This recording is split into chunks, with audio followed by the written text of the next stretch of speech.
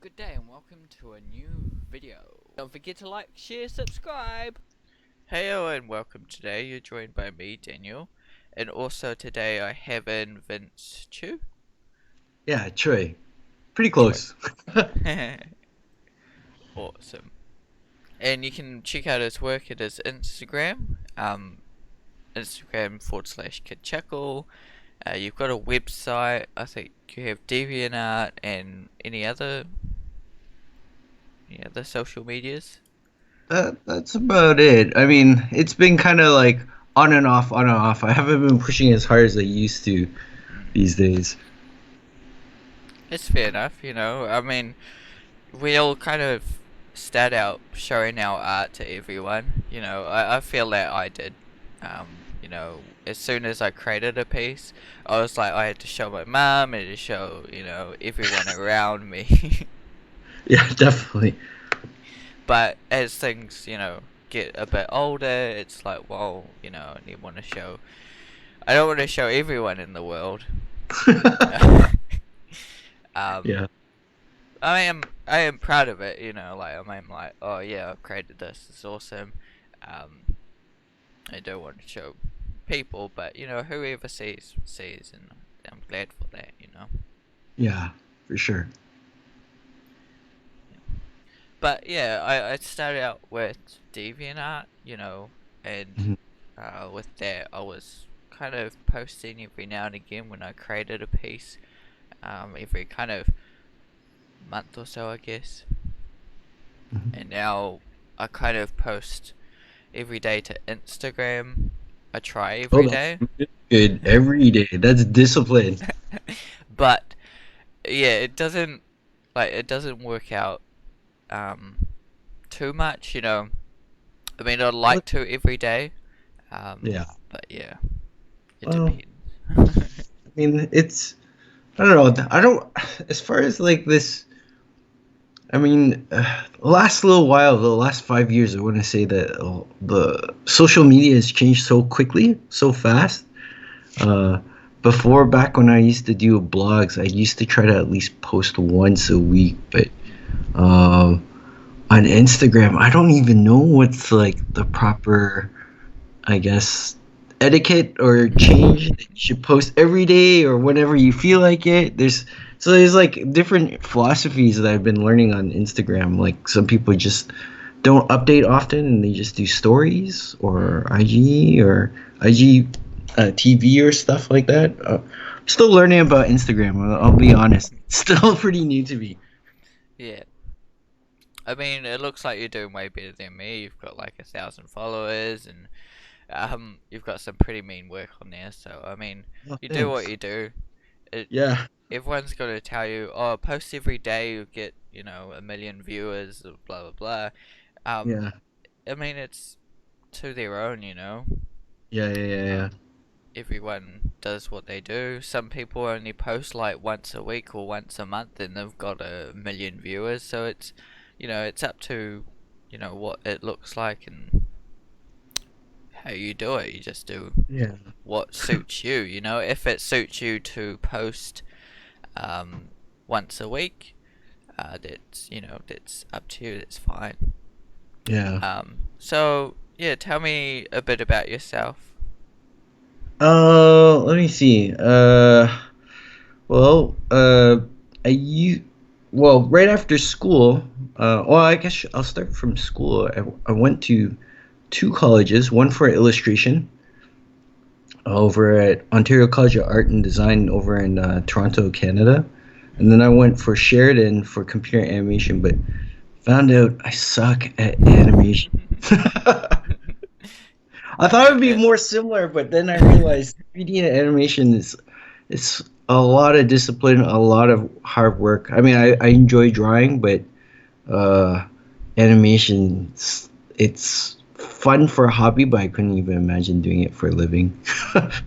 But after that, I went into video games, and I was doing concept for a while at a company. Well, at first I started doing textures, like textures on models, and then a little bit of modeling when I was doing internship.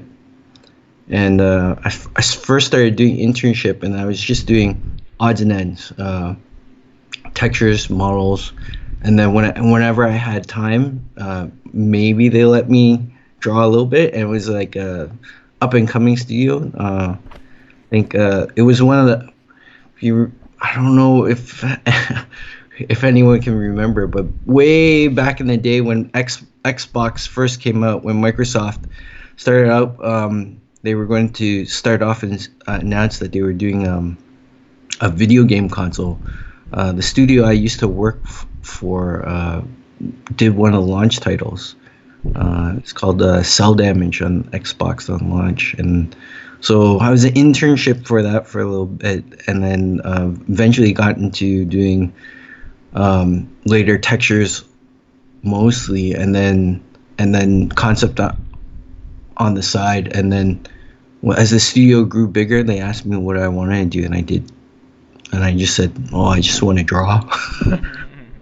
Yeah, but later the studio closed down, and then after the studio closed down, they asked me, well, after studio closed down, I had the hard option of either sticking in Toronto Mm, or trying to do freelance. So end up doing freelance for a while. awesome.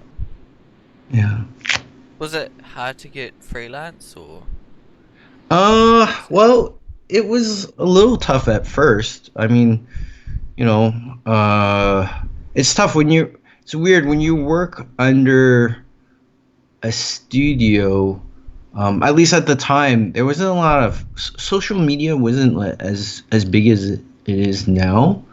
So it's a little bit harder to be heard or seen unless you nobody tells you as an artist networking is so important. And as an artist when I was growing up, oh, your work will stand for itself. You don't need to network. But now as I get older, I'm like, wow, networking is so important because it doesn't matter like how good you are if you don't talk to people, nobody will know who you are. So lucky I had some other friends who were working various places, and then me also just kind of trying to talk to people, and then I was lucky enough to get work, and then once you start off in that cycle, it just gets a lot easier after that. Awesome. Yeah, Yeah. it's just like a hard start, you got to know the people, and it's hard Um, getting to know people, and slowly introducing yourself to the industry. yeah, yeah. Does take a little bit of time, but one of my friends, I don't know if you know her. She's Charlene Chua. Okay, yeah. Yeah, you probably can find her on Instagram or DeviantArt. And um, I kind of bumped into her from working on back way back. Udon did a book for Street Fighter, and then because she was getting published in that piece, and I was getting it published, I started talking to her, and she said probably the hardest thing about getting a freelance is like you probably have to like really spend like 2 years before things start to get moving. Mm, So I pretty much I probably say that's pretty true. yeah. Yeah, I mean, for me, it's definitely, taking my time to, you know, get to know a lot of people, and, Uh, I'm still on my journey of trying to find some work there. yeah, it does take a little while, but I Mm, mean, it's, especially the internet, social media, it's made things easier and harder. mm, Easier that you can reach out to people and contact people much more easily, like you can find art directors and stuff like that, but it's also harder because there's like so many people. yeah. Yeah, there's a lot of people out there that, they can Yeah, do what they do. I mean, you know, what what sets us apart these days, it seems to be like, personality and those kind of traits these days. So I feel those are really important. If you're a great artist but you're, really bad to work with, I don't think a yeah, lot of people will work with you. yeah. It's like, can you can you communicate well? Can you do the are you a hard worker, and can you finish on time? Those are like the three biggest things that um, really make a difference in kind of getting work. Mm, awesome. I saw, the first game you said you worked on was it Oh, Cell, cell damage. yeah, Cell Yeah, Damage. I saw yeah. that's actually doing a HD release on like I think it Oh, was on yeah. A couple of years Xbox. back. Oh yeah. Yeah, yeah. That was my old VP. He managed to get some. I don't know how he did it. I don't know really know how the business side of it worked, but he managed to get the assets and republish it. I guess for the PlayStation 4 online. I guess so. It's kind of interesting to see that back on the Mm. out in the public again. That's pretty interesting. It's all these games now are getting like remastered and Yeah, HD and it's kind of nice. yeah. Sometimes it's kind of nice to see, but also so sometimes it's hard to look at too. Mm. The Mm. HD is not too bad, but I mean, Mm. the games these days, it's just uh, like the fidelity, the gameplay, it's changed so much the last 10 years. Yeah, definitely is. It's definitely expanded. There's so much more to it, and yeah, it's amazing. Yeah, the processing power, the graphics, gameplay, yeah, it's pretty interesting how much it's changed. Mm. Are It's you a big gamer? I play every now and again. I mean I don't get a lot of time, but um, Yeah. I do. I'd say roughly an hour a day ish, but Yeah, yeah. it yeah, it all depends. Like if I'm real busy or need to get painting really done and things like that, I won't game. And That I sounds like a healthy balance. yeah. But yeah, oftentimes it does. Where it's like, oh, I just play another game and that Yeah, ends up happening. So yeah, you yeah, know, um, yeah. but I mean, I have had times like even when I was doing course and stuff, that was keeping me really entertained with doing course. I would for like months on end, I wouldn't play a game at all. I would just be doing work and doing stuff. So Yeah, yeah. yeah, but now that I've got some time, I do game a little bit and do some illustration when I can as well. Nice. As I've got to keep these videos going and stuff like that. Yeah, Um, yeah, yeah. That's pretty cool. how about yourself? Do you game much? Not since I've had kids. That's been a game changer in both uh my personal life and my work life and just juggling everything all together. So Yeah. gaming is the last thing that I ever do. A little bit more now that my oldest son, he's 5, so he's learning to playing a little bit. So if he plays and if there's like a co-op game like Lego, any of those Lego games, then I Awesome. feel I'm okay to play. I let myself play, but other than that, not really for myself. Fair enough. Fair enough. It does get challenging, Um, with that whole work family balance thing. Oh yeah, yeah, yeah. It's been probably that's what's the biggest couple of changes in the last 5 years. Just family. But it's a fun challenge, like Yeah. it's great. I mean, my daughter she's just 16 months at the moment. Oh, Um, congratulations! 16 months. yeah, so she's a handful walking around, and now Yes. now we have to like walk her to daycare, and it's like she's still like trying to run up driveways, and it's Yeah, like yeah. Once they get moving, then you really keeps you on your toes. mm. Yeah, But I mean, she's still like when I'm home and she sleeps during the day, so I still get a little bit of painting done during the day, yeah, um, but still not much. And yeah. It's like she's she's sleeping. I gotta get some work done. I gotta Yeah, get some work done. that's the best time. That's the only time when Yeah. um, when she is awake. I do try, but usually it's like I want you, come and play with me or something. And Yeah. it just, ends up on being off my computer for hours playing with her. So Yeah. I usually just do like if she is up, it might just be little things like getting my video exported, putting that together. Those little things that when I do get the time to actually paint and illustrate, I don't have to do. So it Yeah. cuts in. It doesn't cut into that time.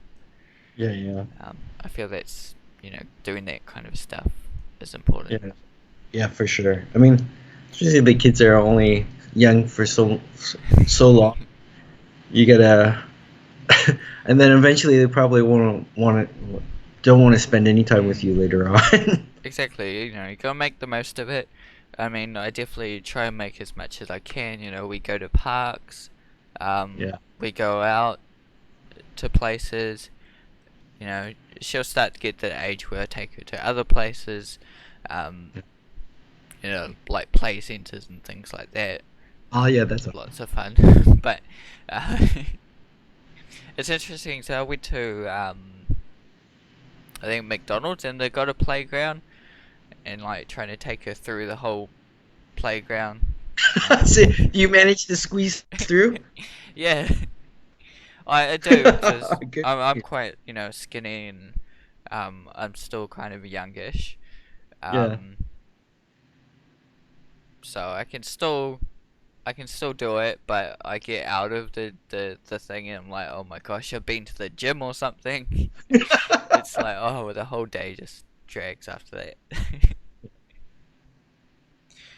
Yeah. Definitely. Ah, cool. So you have a Kickstarter called Robot Envy? Oh, that wasn't me who started it. Somebody else did that a way back. I just Yeah. happened to be contributing in it. Oh, awesome. Yeah. Yeah. Cool. So is it like a big project? Yeah, they had they had a few people like David White and Emerson Tung, a few other artists that were on there. Um, so I don't even know how I got even on there. Somebody just asked me, which is really kind, and they asked me if I want to contribute. So I said, "Oh, okay, sure."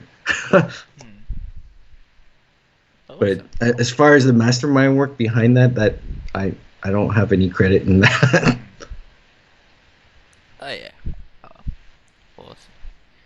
Um, do you do any like theme paintings per se, like a Christmas painting each year or Halloween? I've seen you do Valentine's Day. Do you do that every year? I did for a while before until I had kids, but I Mm-hmm. was doing it for ever since I started freelancing. It was a way of reaching out and an excuse to send something to the client, and then they remember so that they keep me in mind, so that they would, hey Vince, I got some work for you. So I just made it as a habit to always do that for whatever type of holiday came up. So I'd at least, dedicate like Christmas, Valentine's, and I think and Halloween. Those are the three ones that I just make a a point to always do one every year. Awesome. It actually is like it's an old tradition. Like a lot of illustrators and things used to do like postcards and all Yeah, sorts of that kind of thing and send it to all their like clients that they've worked with over the yeah, years. Usually they do a Christmas one, and send all their clients a Christmas card with their art on it or whatever, every year, and it just it gives that little reminder. Hey, I'm still here. I'm still creating. I'm here if you need me. Um, yeah, yeah, it just gives them that reminder that you still exist, and your services are still there if you need it. Yeah, yeah. which is, hmm, like yeah, it's definitely something I totally recommend any artist to do. Especially these days. I don't know if anybody mails or does postcards, but I think doing that would make you stand out more than just relying on email. Yeah. I mean, it's totally fine to do an email as well. But Oh yeah, yeah, you. for sure. I was too cheap. I didn't do that. I mean I didn't do postcards. I just emailed it. Yeah, But it's I think easy enough, but yeah. you definitely would, stand out if you were doing postcards because you'd be the only one really that would do it. These days, I guess nobody sends things snail mail as much as they used to, but I definitely think it would probably make you stand out. Hmm. Because, yeah, it's a physical thing, like with an email, it's, oh, you check your email, okay, you've seen the email, you've opened it, and you usually don't revisit an email, usually.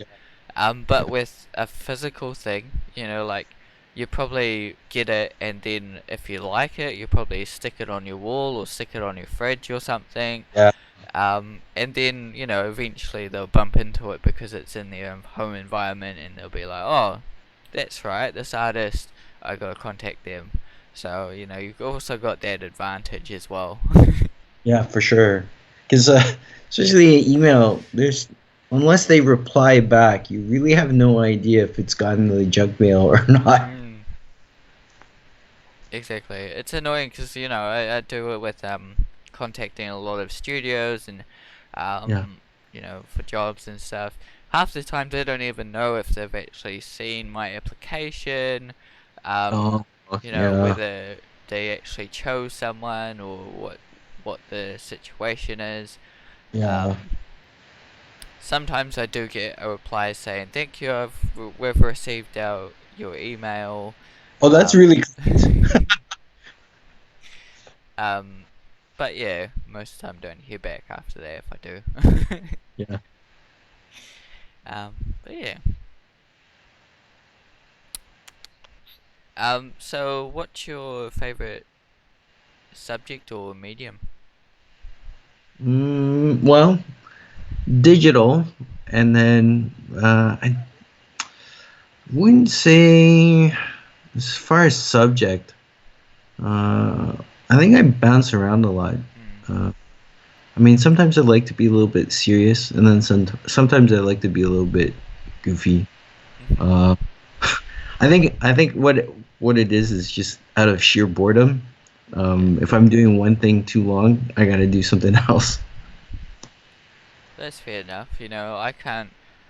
I've got to change as well. I'm working on a children's book at the moment. Oh, nice. Um, yeah, it's this hedgehog one. You might have, you guys or anyone would have seen it on this YouTube channel, some of the pages and stuff. Um, but yeah, that's a long project because it's 14 pages and I'm like halfway fully complete. Oh, awesome. I've done the other pages, but they just need a little bit more of a touch up each page. Yeah. But yeah, it's such a big project that I do have to stop every now and again and be like, I need another project to do in the meantime, just to take a little bit of a break and then come back to Yeah. the book and keep going on it a little bit. Um, because yeah, I get bored of kind of keeping repeating painting the cat and the hedgehog because it's the two main characters and all the background elements as well. It becomes very repetitive when it's the same kind of background you're painting. Yeah. Um, so yeah, just a change up and challenging myself as well is fun. Um, Usually with each piece, I try and challenge myself in some way or form. Like, um, for instance, it might be getting the cloth more realistic or getting um, some texture or something in the piece, to a higher level, higher standard. Yeah. That always keeps me going. Um, Yeah. do you challenge yourself much? Well, I try. Well, these days it's a lot of since shifted from freelance to teaching more. Mm. Um, I try. Last little while, it's been a little bit harder with like now that my daughter's like I guess 19 months old. I've kind of felt like I woke up from a coma. So I'm able to like she's sleeping all the way through the night, so I'm getting back into drawing and painting more. But before it was I do try to push myself to do those demos or try to work a little bit in class to do help with demonstrations. But now I'm having a little bit more time for me outside of teaching, Mm. so I'm trying to do more drawing and painting. That's why last little while I've been kind of going back to social media a little bit more now, and so I'm trying to like for me, I always felt I was more comfortable with drawing versus painting. Mm. So I'm trying to paint more, but at the same time, I like painting, but it just takes so damn long. Yeah, it does take a while. I mean, Yeah. and I'm surprised that sometimes because I record these videos and stuff, these paintings in the background, and it feels like I've done at least like 10 hours of painting on it or something like that. And I look at it and it's actually like 5 hours or 4 hours of painting. Um, it's like this bug creature that I'm working on here. If, anyone can see, it's it took me a couple of weeks and it felt like it took 10 or 20 hours to do, but it actually only takes like 8 in the end. Yeah. Yeah, it's so time consuming. Yeah, but I mean, I love it. I've always um, been pencil to paper, like always. Yeah, yeah. Every spare second I try and draw if I can. Um, Even I'll try and hunt down resources if I don't have them, as well. Like if I don't have a paper and pen, I'll really try and find a paper and pen and just draw. Oh, Um, that's good on you. or pencil, whatever I can find. Yeah. I can't just. I don't like just sitting there doing nothing really. Um, yeah. So, has your daughter now? The big question is, has your daughter taken any affiliation to drawing? Uh, I'm like because at daycare she plays around with paints and stuff. Yeah. Um, so it's a bit early, but she does kind of like a little bit of that stuff at the moment. Um, we'll see. We'll see. I'll let you know if she does, pick up a pencil and get good at drawing. Yeah, yeah. um, but I mean, it's the main thing of her having fun at the moment. Yeah, for sure, for sure. Uh, my son likes to draw, but I've been kind of really trying not to push it so that he enjoys it. I don't want him to feel have any anxiety, or I don't want to feel like that. I guess sports dad syndrome, where you're gonna play professionally. You're gonna do this. Yeah. Uh, I just want to hopefully the kids like I don't care if they do draw or don't draw professionally as long as they have fun. Mm. That's the thing. I mean, they just have fun. They do what they want to do. Yeah, Um, yeah, just be happy for them, whatever they do. yeah. Um, I mean, yeah. It's kind of like a weird experiment. Because one of my other friends, he's a children's book illustrator too.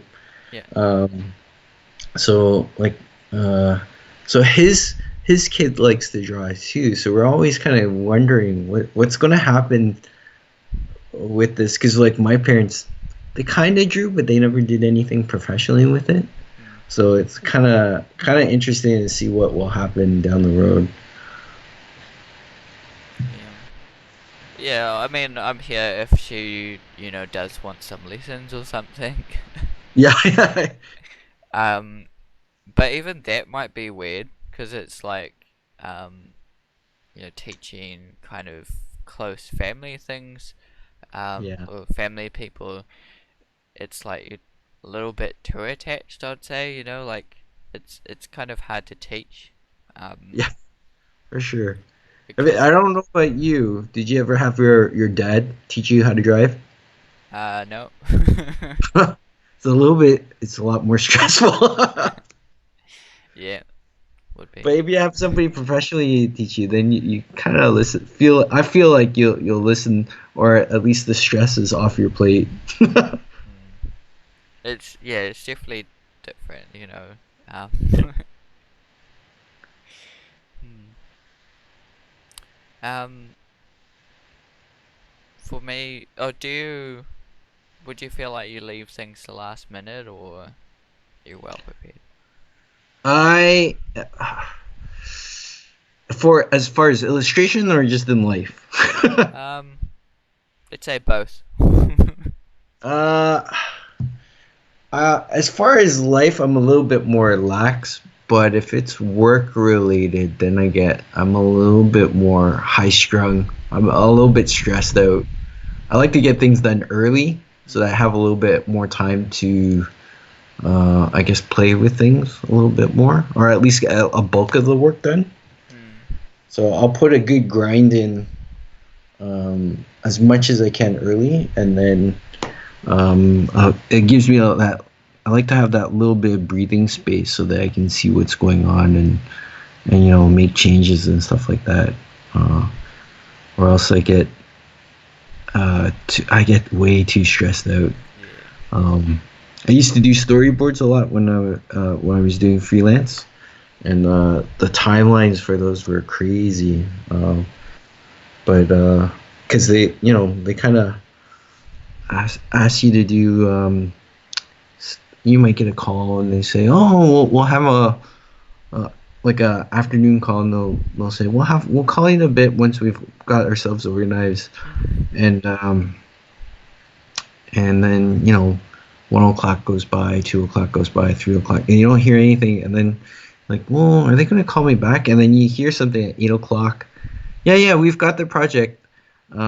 Here's what you need to do, but they don't change the timeline, so it could be like the next day at 9 o'clock in the morning, but they Mm, still give you more work, mm-hmm. change the ideas and stuff like that, but you still Yeah. have to finish the deadline. So I get really, like, on the phone I'm really calm, but right as soon as I'm off the phone, I'm like, oh crap, I Yeah. gotta get work done.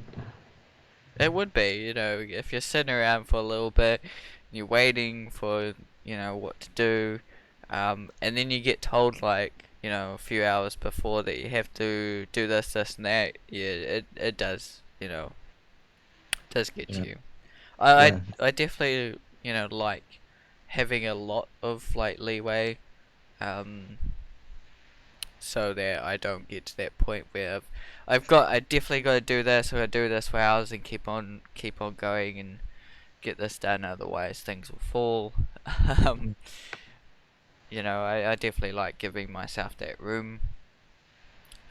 I do that with these YouTube videos. I try and have at least, you know, have at least like 2 weeks worth, so that um, if I do fall one week, like I don't get too much painting done or something like that. yeah, Um, I can have those videos already there, to use, and it's not so stressful.